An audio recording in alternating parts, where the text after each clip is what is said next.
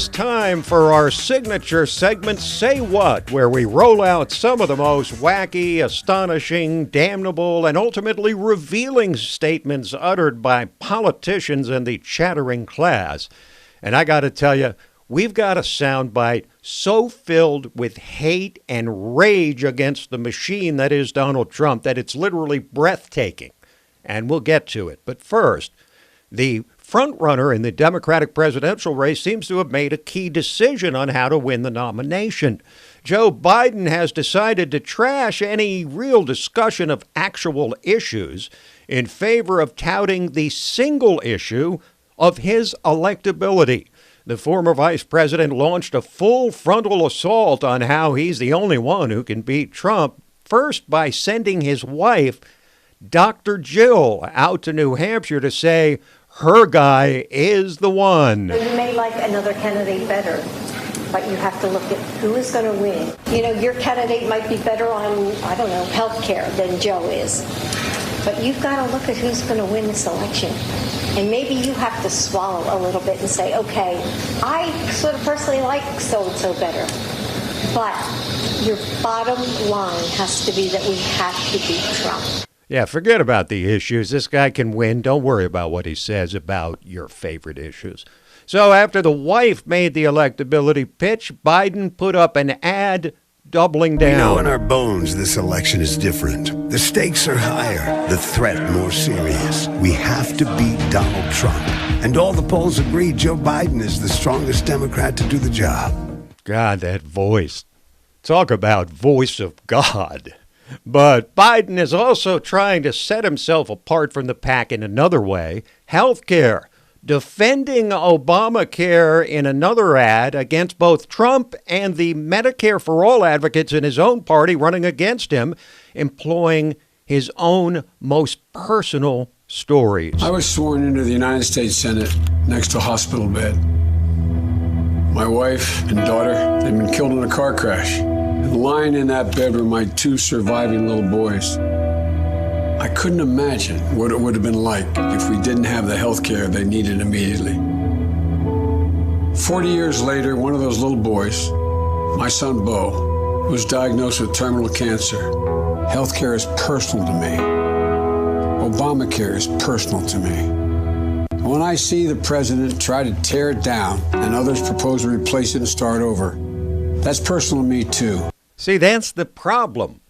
It's personal to him.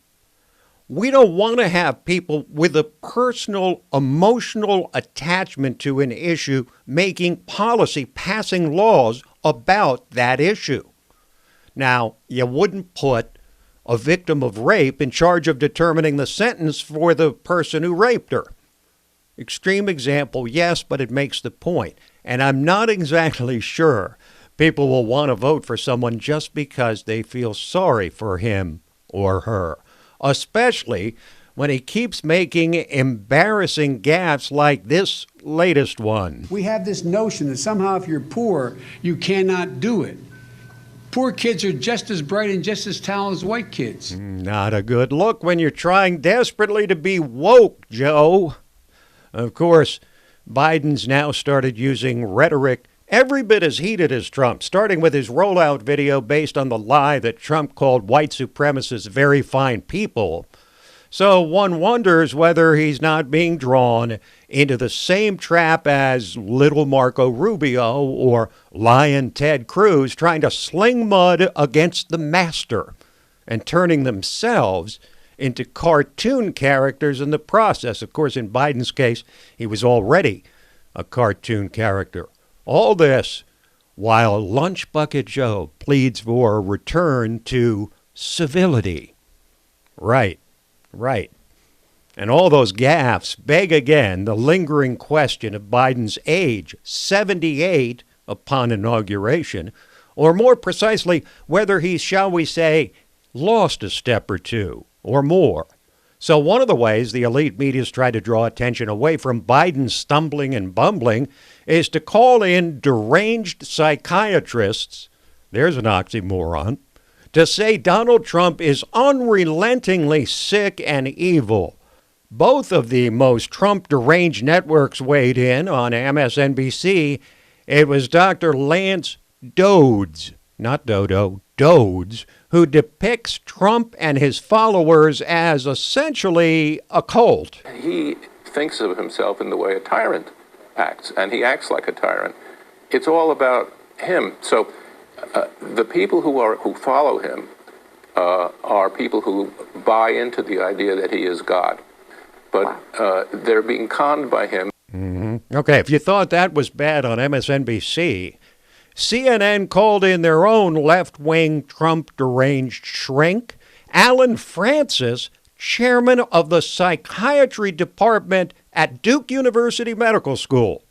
And hold your breath and listen to what he says, starting with the claim by people on his own side that Trump is mentally ill, and then driving right off the cliff. It stigmatizes the mentally ill. I've known thousands of patients. Almost all of them have been well-behaved, well-mannered, good people. Trump is none of these. Lumping the mentally ill with Trump is a terrible insult to the mentally ill. Calling Trump crazy hides the fact that we're crazy for having elected him. Trump is as destructive a person in this century as Hitler, Stalin, and Mao were in the last century. He may be responsible for many more million deaths than they were. You know, if I told you a guy actually said that on national television, you wouldn't believe me. So, for those of you not listening attentively to the unrestrained hate and rage and derangement of that statement from the chairman of the psychiatry department at a major American university, I'll play it again. Now, just kidding. I wouldn't do that to you.